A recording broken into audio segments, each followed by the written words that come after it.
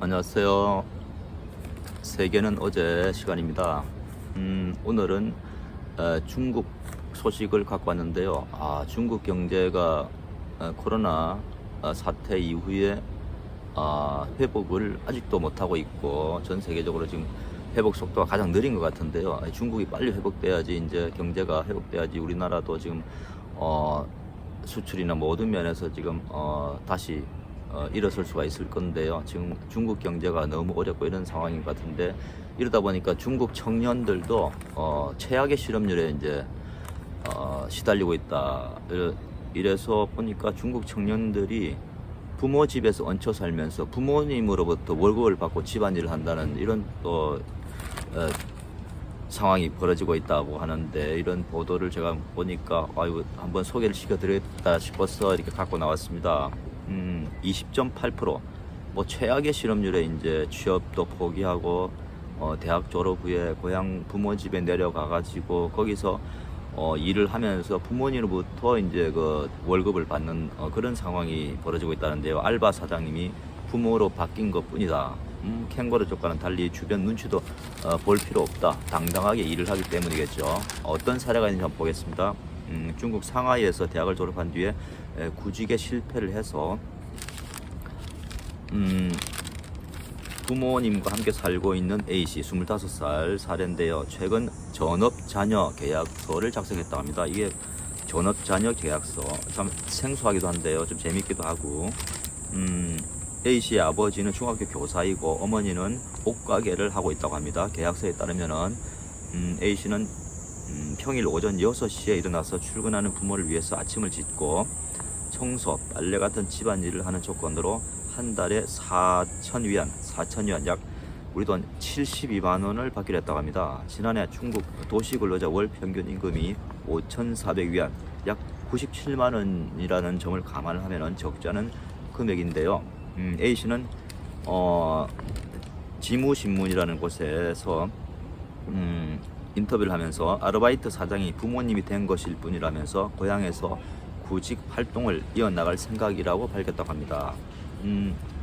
청년 16세에서 24세 실업률이 통계 집계 이후에 중국에서는 가장 높은 20.8%, 5월 기준으로 20.8%를 기록하고 있고요. 최악의 취업난을 겪고 있는데, 중국 젊은이층 사이에 전업자녀 현상이 유행처럼 번지고 있다고 합니다. 전업자녀는 전업주부에서 따온 말로서 도시에서 구직을 포기하고 고향으로 돌아와서 부모님에게 얹혀 사는 청년들을 말합니다. 펑파이 또 지무신문 등 중국 매체에 따르면 중국의 대표적인 소셜미디어 샤오홍수의 전업자녀라는 검색어를 입력하면 관련 글이 4만 건 이상이 뜰 정도로 이 현상이 젊은 층에 이제 퍼지고 있다고 합니다. 관련 게시글은 대부분 전업자녀를 옹호하면서 어떻게 하면 더 효율적이고 효과적으로 전업자녀 생활을 할 수 있는지 등을 공유하는 내용이라고 합니다. 과거에도 성인이 되지만은 부모의 경제력에 의존하기 위해서 부모와 함께 사는 캥거루족이 있었습니다.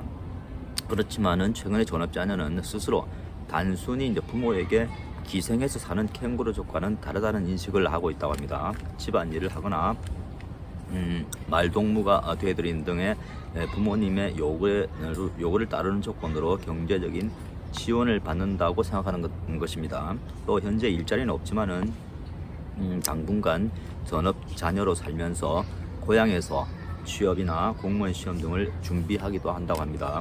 펑파이 신문은 캥거루족은 용어 자체에 비판적인 의미가 강했고 캥거루족 스스로도 주변 시선을 불편했지만은 지금 전업 자녀는 그런 의식이 전혀 없다고 분석했습니다.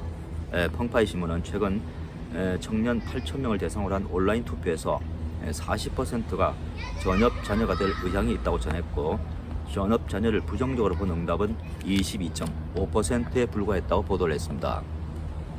다만 대만의 중앙통신사라고 있는데요.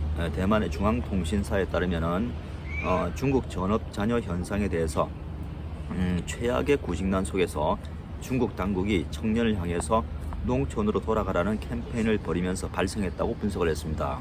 중국 정부는 최근 청년 실업 해소를 위해서 대학 졸업자를 대상으로 농촌 하방 운동을 벌이고 있다고 합니다. 농촌 하방 운동. 중앙통신사는 특히 중국 당국이 전업 자녀라는 용어를 통제하지 않고 있는 점에 주목을 했는데요. 2021년 바닥에 드러누워서 아무것도 하지 않는다는 탕핑 현상이 유행하자 이 말을 금기어로 정했던 당시와는 다르다는 것입니다. 중앙통신사는 중국 당국은 젊은 층이 구직에 실패해서 집에 머물면서도 탕핑이 아닌 전업자녀라는 새로운 긍정적 개념에 안심하게 만들려는 의도라면서 전업자녀 현상의 본질은 실업이라고 지적했습니다. 당연한 얘기겠죠. 어쩔 수 없이 전업자녀가 된다는 것이겠죠. 엔데믹에도 불구하고 경제 회복이 예상보다 이제 중국이 더딘데요. 비슷한 현상이 세계 곳곳에서도 이제 일어나고 있는 것으로 보입니다. 미국의 퓨 리서치 센터에 따르면 미국의 18세에서 29세 중에 부모 집에서 사는 비율은 2010년 44%에서 코로나 사태 이후에 2020년 52%까지 치솟았습니다. 미국의 월스트리트 저널은 이달 초 팬데믹 이후에도 함께 사는 자녀를 위해서 자녀 주변을 맴돌면서 개입하려는 헬리콥터 마음까지 이제 나타났다고 하는데요. 이들은 회사에서 자녀의 업무 갈등을 중재하는 일에까지 나서고 있다고 전하였습니다. 이탈리아에서는 부모에게 얹혀 사는 30, 40대 자녀를 부르는 신조어로